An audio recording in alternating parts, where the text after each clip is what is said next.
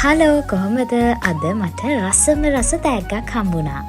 ඒ තමයි අපි හැමෝම දන්න පොට් බිරියානි.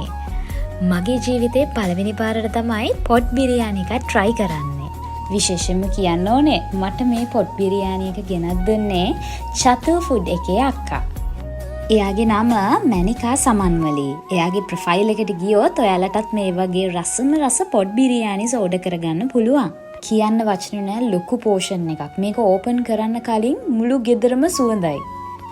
ඒ විතරක් නෙමෙයි මේ පෝෂන් එකට ඇඩ් වෙලා තිබ්බා චිකන් ග්‍රේවි එකක්, ඒ වගේම මිංචි සම්බල් එකක්.